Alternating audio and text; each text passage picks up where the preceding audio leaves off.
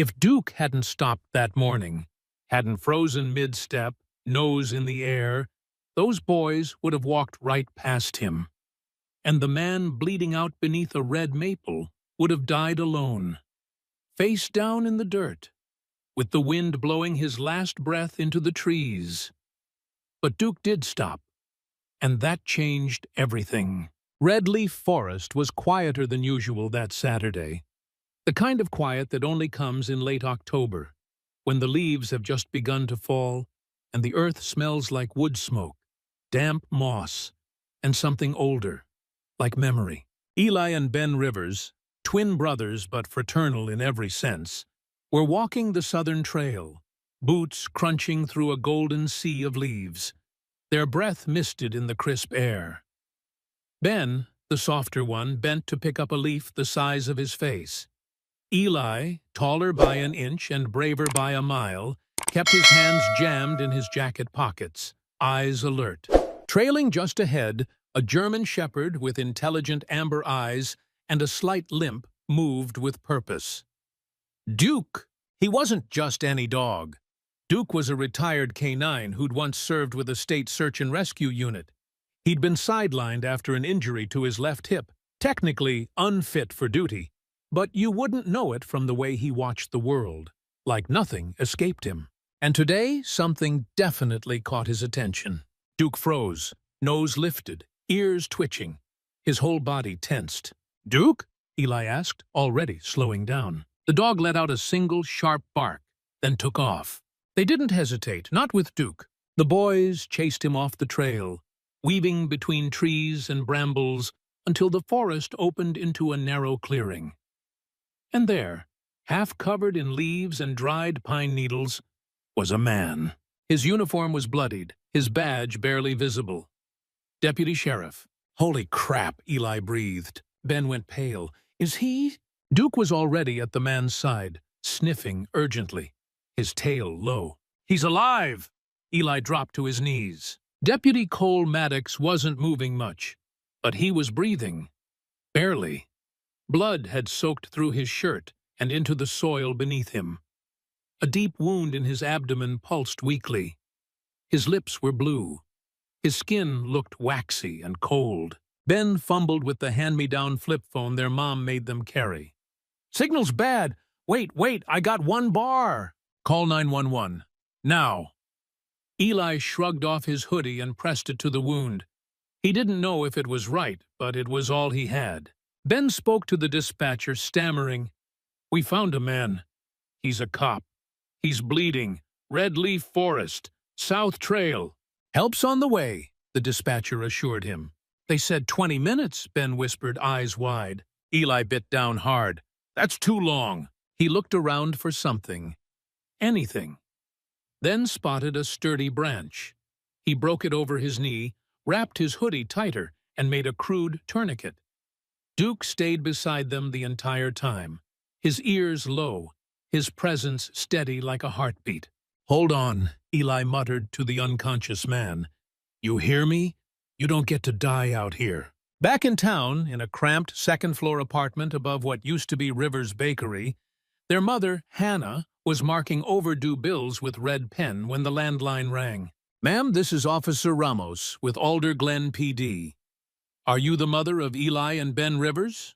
Her blood turned to ice. "Yes. Is something wrong?" "They're safe," he said quickly, "but they found Deputy Cole Maddox in the forest. He's badly injured. They administered first aid on Miers and called 911. Emergency crews are on the way." Hannah sank into the nearest chair. Shock, pride, fear, all tangled in her chest. Minutes later, the forest echoed with sirens. 2 EMTs rushed through the trees, finding the boys kneeling beside the injured deputy, hands stained with blood and dirt. Duke didn't bark. He simply backed away, giving them room. One of the medics, a middle-aged woman with a silver braid, looked at the boys in awe. "You just saved this man's life." Eli blinked. "We did?" Ben just nodded, still clutching the phone, frozen. Duke moved to their side, tail brushing against their legs. The warmth of his fur brought a strange comfort. If stories of courage like this inspire you, don't forget to hit subscribe to our channel, Heroes for Animals, where we celebrate animals like Duke and the people who stand beside them. Back in the apartment, Hannah was pacing the floor, waiting for the knock on the door. She knew how hard things had been. Since the bakery closed after the pandemic, she'd been baking from home, selling muffins at farmers' markets, and teaching after school. There was never enough money, but somehow they kept going. When she opened the door to Detective Valerie Monroe, it was like the past and future met at the threshold. Monroe was composed, early 40s, dark curls pinned back, wearing a long gray coat. "I just came from the hospital," she said. "Deputy Maddox is stable. He lost a lot of blood, but he's going to make it. Your boys, they saved him." Hannah pressed a hand to her mouth. "They're 10. "I know," Monroe said gently, "but sometimes it's the smallest hands that make the biggest difference." She knelt to pet Duke, who stood watch near the boys. "He's a retired K-9, right?" Hannah nodded. "Yeah, rescue. Got him after his last handler was killed on a call." Monroe paused. "He hasn't forgotten who he is." Ben tugged at his mom's sleeve. "Can Duke get a medal?" "I think," Monroe smiled, "we can arrange that." Later that night, as the boys slept, and Duke lay curled at the foot of their bunk bed, Monroe sat in her car outside the precinct. She was flipping through Maddox's case file. Illegal logging, unregistered weapons, a group operating near the state line. Cole had been on to something he hadn't shared with anyone but his supervisor. No one had expected him out in the woods that morning. She picked up a photo taken at the scene. Tire tracks, broken underbrush, fragments of an old radio. Something didn't add up. And now, thanks to 2 boys and 1 very good dog, the case wasn't closed.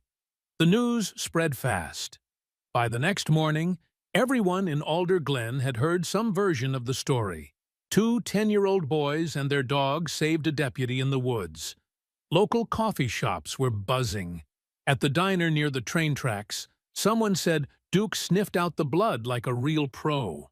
Another swore they saw the boys fashion a tourniquet out of a belt, MacGyver style. In their small apartment above the shuttered Rivers Bakery, Eli and Ben Rivers weren't interested in town gossip. They were trying to clean the dried blood from their boots with an old toothbrush. The laces were stained. Permanent. "I think the smell's never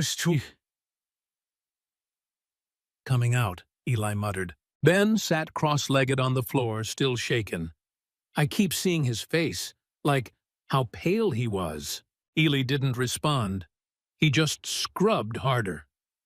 Across the room, Duke lay curled by the radiator, his injured legs stretched out. His eyes tracked every sound. The groan of pipes, the rumble of a neighbor's vacuum, the distant caw of a crow outside the window. Restless, watchful. Their mom, Hannah, was in the kitchen folding laundry, stopping every few minutes to check her phone. She didn't know how to feel. Pride? Terror? Relief? All of it, bundled up and pressed tight beneath her ribs. She hadn't raised heroes. She'd just tried to raise good kids. "Boys?" she called gently. "Detective Monroe's coming by in a little while. She just wants to check on you. No big deal." Ben looked up. "Are we in trouble?" "No, sweetie," she smiled. "Far from it." 30 minutes later, Detective Valerie Monroe stepped into their apartment. She brought the smell of cool air and leather with her. Long gray coat, buttoned tight, black notebook in hand. Her gaze swept the room quickly, instinctively. 1 sofa, 2 windows, no visible threats. "Hey, Duke," she said first, kneeling beside the German Shepherd. Duke leaned into her touch, tail thumping once. "I brought something," she said, reaching into her coat pocket. 2 small plastic badges, Junior Lifesaver pins, with a gold star in the center. Eli's eyebrows rose. "Seriously?" Monroe smiled. "You earned it." She sat down across from them at the table. Her tone shifted just slightly. Less detective, more human. Deputy Maddox asked about you too. He remembers hearing your voices, said he felt like someone was pulling him back. Ben looked away, shy. Eli asked the question that had been gnawing at him. What happened to him? Monroe's smile faded. That's what we're trying to find out.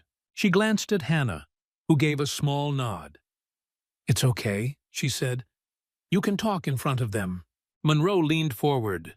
Deputy Maddox wasn't on a scheduled patrol.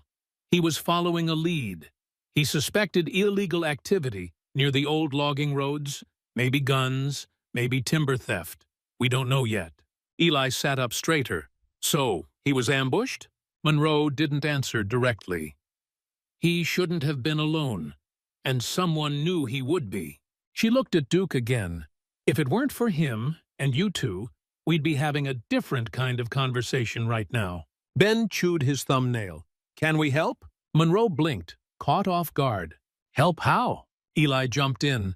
We saw tire tracks, a dented flashlight. Ben took a picture before we left. Ben fished the phone from the counter and handed it over. Monroe studied the screen. You boys should have gone into forensics. She looked at them seriously. But if you do want to help, stay out of the woods. If someone's still out there, they won't want company. After she left, the apartment felt heavier somehow, like the shadows had grown longer. That evening, Duke began pacing again. He stopped by the back door, ears up, tail stiff. You okay, boy? Hannah asked, wiping her hands on a dish towel. He let out a low, anxious whine. Eli knelt next to him. You want to go out? Duke didn't move. He just stared out the window, watching something only he could see. Meanwhile, at Alder Glen Regional Hospital, Cole Maddox lay awake in room 216. The morphine made everything soft, but his thoughts were sharp. Needles of memory. The rustling in the woods, the smell of oil. The heavy silence just before someone stepped behind him. He hadn't seen the face, just the shape, the movement, the certainty that whoever it was, they knew him. He reached for the remote, flicked on the TV. Static. He didn't care. His thoughts drifted to the boys. He owed them his life. And Duke, that dog had done what half the department couldn't. Shown up. There was a soft knock at the door. Detective Monroe stepped in, holding a clipboard and a thermos. You brought coffee? He croaked. Decaf, sorry. He smirked. Figures. She handed him the clipboard. You said you had notes? Before the incident. He nodded weakly. There's a trail near Miller's Hollow. It's not on the map anymore. Washed out years ago. But someone's been using it. Tire tracks, cans, a box of shell casings. Monroe scribbled. And you followed it. I didn't tell anyone, he admitted. Didn't want to raise flags before I had proof. She looked at him sharply. Someone else knew. He nodded once. Yeah, and they wanted me gone. The next morning, the school held a small assembly in the multi-purpose room. Rows of kids in wrinkled polos sat cross-legged on the tile floor. A paper banner above the stage read, Everyday Heroes, in blocky, student-cut letters. Eli and Ben stood awkwardly beside Principal McAllister, both wearing clean jeans and their Sunday sneakers. Duke sat between them, fur brushed and bandana freshly tied. A local news anchor was there, and a few parents had snuck in through the back. The principal tapped the mic. Today, we recognize not just courage, but instinct, action, heart. These young men, and their dog, remind us what it means to care for others. Applause filled the room. Ben leaned toward Eli. My ears are turning red. Smile just once, please. Ben managed a crooked grin. Duke looked pleased with himself. Afterward, Monroe approached quietly and handed them each a small notebook. On the front, a printed sticker. Field Notes, Red Leaf Project. If you notice anything strange, she said, you write it down. Don't go chasing it. Just document. Got it? Eli's eyes lit up. We're like junior agents. Let's not go that far, she laughed. But yeah, something like that. That night, Eli sat on the floor with a pencil, writing Entry Number 1. Duke barked near the old mill trail again. He never does that unless he smells something off. He stared at the page. He didn't want to write the other part, that he couldn't stop thinking about the blood, about the way the deputy's eyes fluttered, the way his own hands had felt shaking over a wound. Instead, he flipped the page. Ben was already asleep, breathing slow and even. Duke stood by the window again, watching the trees, watching the dark. At the precinct, Monroe walked past the evidence locker and into the basement archives. A cold, dim room with rows of file drawers that hadn't been touched in years. She pulled one open. Maddox, George, Cole's father, a former officer, disappeared 20 years ago. The case was cold. Voluntary disappearance. No foul play suspected. But Monroe had questions, and a hunch, and she didn't believe in coincidences. The first frost came early. It clung to the porch railings like lace, and turned the sidewalks of Alder Glen slick with a silver sheen. The mornings were colder now. You could see your breath until almost noon, and the sun took its time waking up. Inside the Rivers apartment, Duke pawed at the door before sunrise, nails clicking against the wood floor. Eli, still half asleep, cracked one eye open. Again? He mumbled, dragging his blanket off. Duke whined softly. Urgent, but not panicked. All right, buddy, Eli whispered, pulling on his hoodie. Let's go see what you're smelling this time. Ben sat up, rubbing his eyes. Is he doing the thing again? Yeah. Wait up. The three slipped quietly out the back stairwell and into the alley behind the bakery. Their breath puffed in little clouds as they walked toward the edge of town, drawn by Duke's silent insistence. He wasn't running. He was leading. The trail they took wasn't one used by joggers or birdwatchers. It didn't even have a name anymore. It was the kind of path only old maps remembered, half swallowed by undergrowth and time. As they reached a mossy clearing, Duke stopped suddenly. His ears twitched. Ben slowed. You feel that? Yeah, Eli said, scanning the woods. It's like weird quiet. That's when they saw it. Tire tracks, faint but fresh, cutting through the tall grass and mud like someone had driven a heavy truck off-road. And beside the tracks, a crushed soda can rusted on one side. Nearby, a torn tarp tangled in a branch. And just past that, half buried in the soil, a handheld radio, scratched and caked in dirt. Eli crouched. Whoa! Ben stepped back. Is it that police issue? Duke sniffed it once and growled, low, soft, protective. Don't touch it, Ben said quickly. Let's take pictures. Eli pulled out the old flip phone they used. Battery's low, but I'll try. Snap, snap. They didn't say much on the walk back. Duke stayed close, walking between them. By the time they returned, the sun had barely lifted over the rooftops. Hannah hadn't even finished her first coffee. She raised an eyebrow as they walked in, mud on their boots, cheeks pink from cold. Please tell me you didn't go near the forest again? Eli didn't lie. Only near the edge. Duke led us. She closed her eyes for a second. Guys, you can't keep doing this. It's not a game. You could get hurt. Ben said quietly, we found something weird.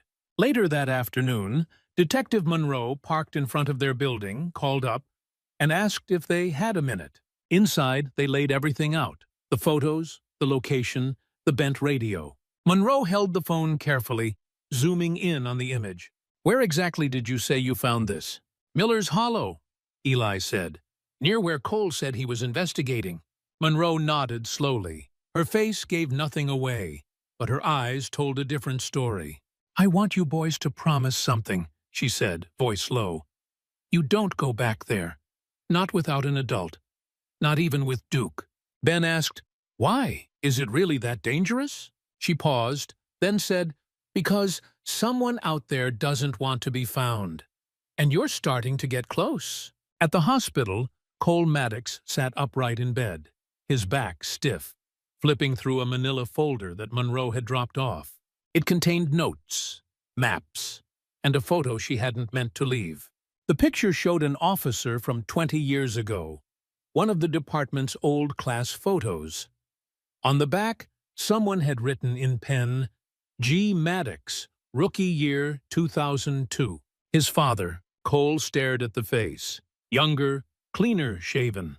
He remembered that face, even after all these years. He ran his thumb across the man's eyes. "Where did you go, Dad?" he whispered. Meanwhile, across town, Hannah was wrestling with a problem of her own.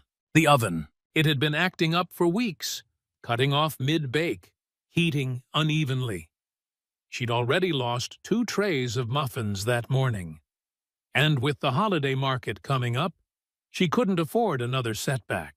She crouched in front of the open oven door, flashlight in hand.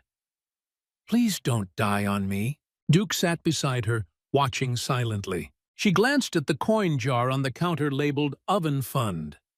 A third full, started by Ben and Eli. Every time they found spare change or did an odd job, they added to it. Her throat tightened. That's when the doorbell rang. A package on the stoop. No return address. Just a note. From someone who believes in second chances. No strings attached. Chatters VM. Inside was a gift card to the local hardware store. She didn't cry, but she came close. That weekend, Monroe met up with Cole outside the precinct. He'd been cleared for light duty. Still walked with a limp, but there was fire in his eyes again. "Want to take a drive?" she asked. "Back to the clearing?" She nodded. "Something about that radio doesn't sit right." They loaded into the department 4x4 and headed south. The woods were just starting to turn, scarlet and amber, the canopy glowing like stained glass. Monroe parked near the old service trail. They hiked in silence, boots crunching through frozen leaves. At the clearing, Cole spotted something immediately. "Tracks," he said. "Different from last time." And then off to the right, he saw it. A second radio wedged beneath a rock. Still dirty, but newer. He picked it up with gloved hands, inspecting the back. There, scratched into the plastic, were initials. GM. Cole's blood ran cold. Monroe came beside him. "Your dad?" "I think so." She crouched, studying the area. "Look, drag marks. Someone was here recently." Cole's face hardened. "He never left this place. Not really." Back at school, the boys gave a short talk during morning announcements. The principal had started a new program, Junior Lifesavers, inspired by Eli and Ben. Kids would learn CPR, first aid, and how to recognize emergencies. Afterward, a younger student approached them in the hallway. "My brother says you guys are like detectives." Eli grinned. "Kind of, but Duke's the real hero." Ben nodded. "He's the one who knew." That night, Duke growled in his sleep, soft, barely audible, but something in him stirred. In the dark, from their bedroom window, Eli watched the trees sway and felt something stir inside him too. A sense that this mystery wasn't finished, not even close. The wind changed on Thursday. It wasn't anything most people would have noticed, not at first. But Duke noticed. He stood motionless on the back porch of the Rivers apartment, hackles slightly raised, nose lifted into the cold. His ears twitched, his body alert like a coiled spring. And when Eli opened the door to call him in for breakfast, the dog didn't move. "Duke?" And Eli stepped outside, arms wrapped against the chill. "Hey, buddy?" The German shepherd finally looked at him. Not startled, not disobedient, but conflicted, as if something invisible was calling to him from the woods. "Come on, it's bacon day," Eli coaxed, holding up a piece. Duke relented, padding back into the kitchen, but he kept glancing toward the trees long after the bacon was gone. Later that morning, Detective Monroe leaned against her desk at the precinct, flipping through a dusty box of old reports. Every page had the same name scribbled in faded ink. George Maddox, Cole's father, missing since 2003. The official report said voluntary disappearance. But no one who'd known George believed that. Not really. The man had been a beat cop by the book. stubborn in the kind of way that made enemies and broke cases. He'd gone out to investigate a break-in near Miller's Hollow one snowy night and never came back. No body, no calls, no closure. Now, 2 decades later, his son had nearly been killed in the same woods. And now they'd found 2 radios, both police issue. One with George's initials. Too many coincidences. Monroe pulled out her phone and texted Cole. "Meet me at Trailhead, Don." Across town, Hannah Rivers crouched in front of the oven with a screwdriver in one hand and a YouTube tutorial paused on her phone. "This is fine," she muttered, brushing her hair back. "Totally normal. Single moms fix ovens all the time." Ben sat cross-legged behind her, organizing bolts by size. "You're doing great, Mom," she smiled. "You're a terrible liar, but thank you." Behind them, Duke paced the living room. His tail was low, body restless. "He's been weird all day," Ben whispered. Hannah glanced over her shoulder. "He's been weird all week." Suddenly, Duke froze, then growled, deep and low. Ben's heart kicked. "What is it, boy?" There was a knock at the front door. A soft one, 3 taps. Then silence. Hannah stood slowly, her palms suddenly clammy. She walked to the door, peeked through the peephole. No one. She opened the door a crack. An envelope lay on the mat. No name, no address. Inside, a photo. A younger George Maddox in uniform, smiling beside a group of other officers.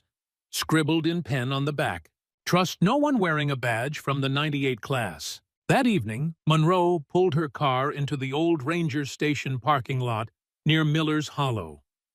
Cole was already there, leaning against a state-issue SUV, coffee in one hand, flashlight in the other. "You sure you're up for this?" she asked, eyeing his limp. He nodded. "I've sat around long enough." They moved into the woods together, flashlights carving slices of white through the trees. The air was colder tonight. Still, as if the forest was holding its breath. 20 minutes in, they reached the clearing again. Cole knelt beside the spot where they found the second radio. Monroe scanned the perimeter. "You see that?" she said, pointing to a series of markings in the dirt. "Boot prints, heavy treads, recent." "They're circling," Cole murmured, watching the edge. He stood, eyes narrowed. "They're guarding something." Back in the apartment, Eli couldn't sleep. Neither could Ben. The moonlight slid through the blinds, casting silver bars across the bedroom floor. Duke lay near the door, head up, ears alert. "I keep thinking about that guy," Ben whispered. "Cole?" "No, his dad, George. What if he didn't just disappear?" Eli stared at the ceiling. What if he found something, and someone didn't want it found? A pause. Then Ben sat up. "What if Duke knows?" Eli blinked. "Knows what?" "He always growls when we mention the old trail. He always looks toward the same spot." They both turned to the dog. Duke looked back, unblinking. Eli whispered, "Do you want to go back?" Duke stood, then walked to the door. They left a note for their mom. "We're with Duke. We have the walkie. Be back soon." 10 minutes later, they were moving through the darkness with flashlights in hand. Duke led the way, more focused than ever. He didn't bark, didn't whine, just moved. They reached the southern ridge near the abandoned power trail. This part of the forest was darker, the trees older, the air denser. Then Duke stopped.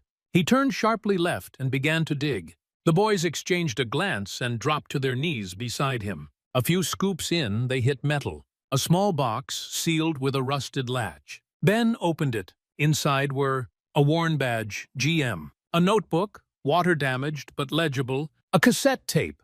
The boys stared at it. "What is this?" Ben whispered. Eli opened the notebook. The first page read, "If this box is found, I was right, and I'm probably dead." Back at the trailhead, Monroe and Cole were walking back to their vehicle when Cole stopped suddenly. He crouched. Monroe followed his gaze. "Boot prints? 2 pairs. Small. Kids," Monroe muttered. "Those idiots." "And Duke," Cole said, pointing to paw prints. "I know that gate." They took off. flashlights bouncing, calling the boys' names. "Eli, Ben!" No answer. Then, barking, far off, urgent. They sprinted toward the sound, pushing through underbrush until they saw them. The boys, crouched near a tree stump, Duke standing guard. Monroe rushed forward. "Are you insane?" Ben held up the box. "We found this." Cole's heart nearly stopped. The badge, the initials, the tape, his father's handwriting. Later that night, back at the precinct, Monroe sat with the box open on her desk. Cole stared at the cassette tape, his fingers trembling slightly. "You ready?" she asked. He nodded. She inserted the tape into an old player, pressed play. It crackled, then a voice. "If you're hearing this, I didn't make it out. But I found what they were hiding. And if my son ever hears this, Cole, always trust the dog." Silence, then static. Monroe whispered, "He knew." Cole sat back, eyes wet. Duke lay at his feet, tail thumping gently. The wind came in angry. It slammed against the windows of Alderglen with a fury that rattled porch swings and peeled the final leaves off trees like brittle confetti. All day, weather alerts buzzed across phones and radios. High wind warning, flash flood risk, stay indoors.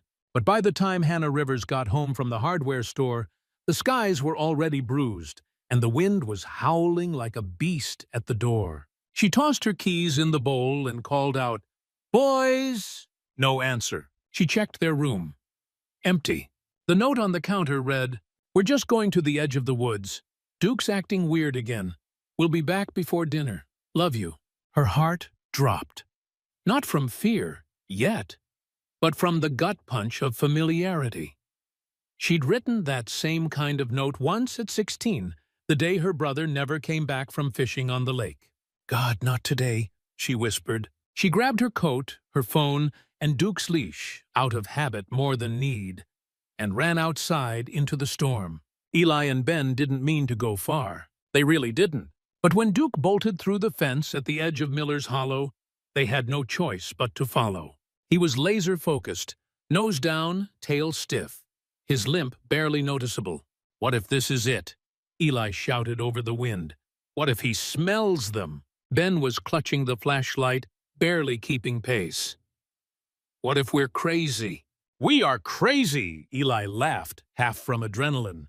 "But what if it works?" They didn't see the trail markers anymore. The sky was charcoal, flickering with distant thunder. Leaves whipped around them like stinging insects. Branches cracked above. And then, voices. Men, sharp, close. "Those kids saw something. I told you. Maddox wasn't supposed to survive." Eli froze, grabbed Ben's sleeve. "Run," he whispered. They spun around, but Duke was already gone, crashing through the underbrush. He was drawing them away. Back in town, Detective Monroe had just pulled up outside the precinct when Hannah's number flashed on her phone. Her stomach flipped. "Tell me they're not out there," Monroe said, without even saying hello. "They left a note. Said Duke was acting strange again." They went to the woods. "I'm on it," Monroe said, already shifting gears in her mind. Cole Maddox was sitting in the passenger seat of Monroe's cruiser 10 minutes later, still bandaged, still limping, but determined. "I'm not sitting this one out," he said, buckling in. Monroe hit the lights and gunned it toward the south ridge. The boys had found a hollow, a space beneath the roots of a massive overturned oak, and crawled inside, shivering and soaked. Ben clutched the walkie. Eli held the flashlight against his chest like a prayer. "Do you think they'll find us?" Ben asked. "They have to," Eli whispered, barely audible over the wind. Outside, Duke circled, barking, snarling, holding his ground. Then, snap. A branch. Footsteps. 2 figures emerged, half seen through the whipping rain. "I told you!" one of them hissed. "They saw something. We can't leave witnesses." Ben whimpered. Duke launched himself forward. The first man staggered as Duke hit him in the chest, knocking him into a patch of brambles. The second raised something, a pipe, maybe, and swung. The sound of impact echoed through the forest. Duke yelped but didn't fall. Instead, he bit down hard on the man's arm. A scream tore through the storm. Monroe and Cole were running now, flashlights slicing through the darkness, raindrops stinging their faces. Then Monroe stopped. "Did you hear that?" Cole's eyes locked in. "Duke." They pushed faster, stumbling over roots and mud until they reached the clearing. Flashlight beams lit up the chaos, two men struggling in the mud. Duke bleeding, but still upright. The boys peeking from beneath the tree. "Police!" Monroe yelled, weapon drawn. "Hands in the air!" The men ran. Cole gave chase, slipping but staying up. Monroe helped the boys out, pulling them to safety. "Where's Duke?" Ben cried. "He's hurt," Eli said, pointing. Duke staggered forward and collapsed beside them. Back at the emergency vet clinic, the air was thick with iodine and tension. Dr. Martha Lou, a no-nonsense woman with wire glasses and a steady voice, examined Duke while the boys sat outside the glass door, hands clasped. "He's lost a lot of blood," she said gently. "But he's a fighter. If he makes it through the night." Ben sniffed. "He'll make it." Eli nodded. "He has to." Cole leaned against the wall nearby, wiping mud from his face. His chest ached, not just from bruised ribs, but from something deeper. "He did more than fight," Cole said quietly. "He bought us time, just like my dad used to say in training. A good dog doesn't follow orders. He understands moments." Monroe handed him the small voice recorder again. The tape from George Maddox. "You want to listen again?" she asked. Cole shook his head. "Not yet?" Back at home, Hannah tucked the boys in, their clothes still damp and their eyes red. "I almost lost you today," she said, voice cracking. "But Duke saved us," Ben whispered. "I know," she nodded. "But you're not grown, not yet. You can't carry this alone." Eli reached under his pillow and pulled out the notebook. He handed it to her. She flipped to the most recent entry. Entry number 6.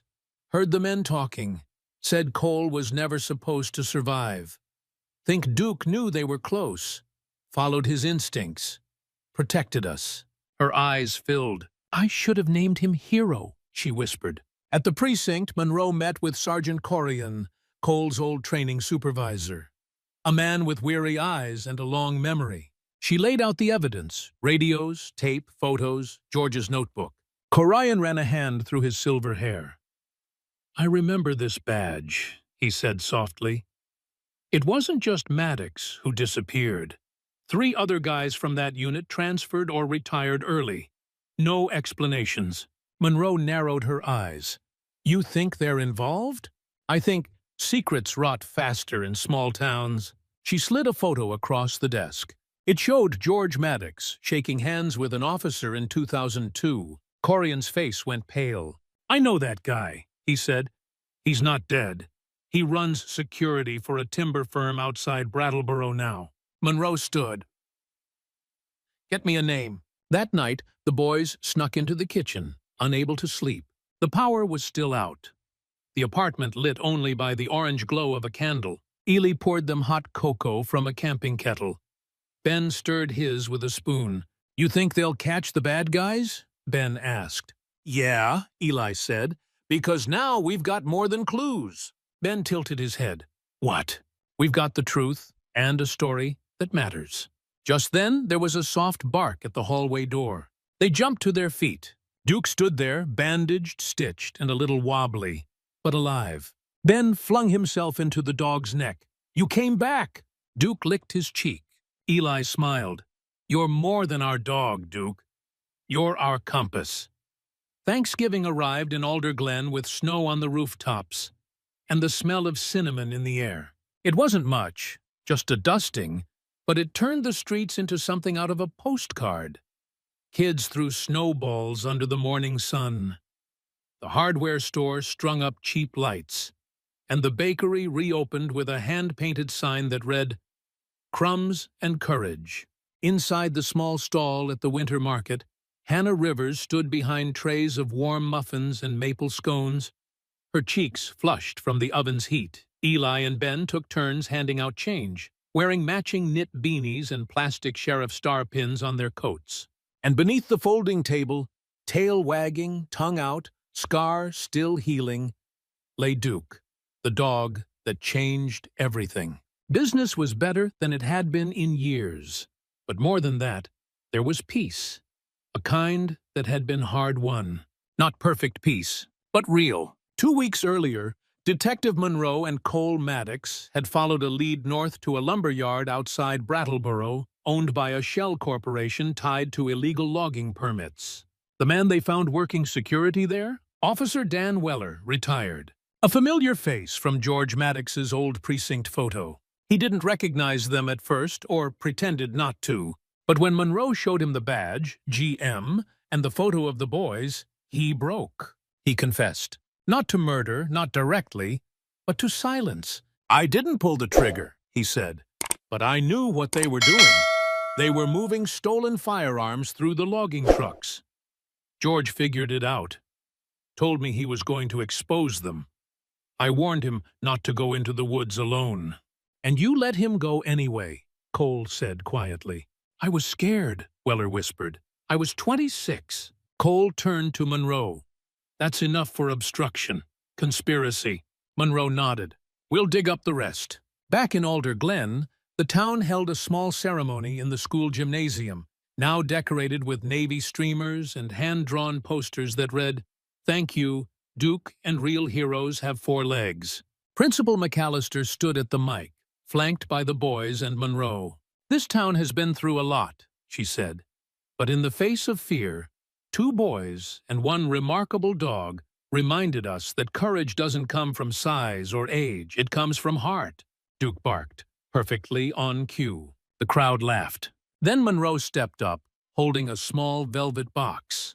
"Today, on behalf of the Alder Glen Police Department and the Vermont K-9 Civilian Honor Committee, we present this medal to Duke for bravery, loyalty, and service beyond duty." She clipped the round silver medallion to his collar. The boys clapped louder than anyone. Ben leaned in.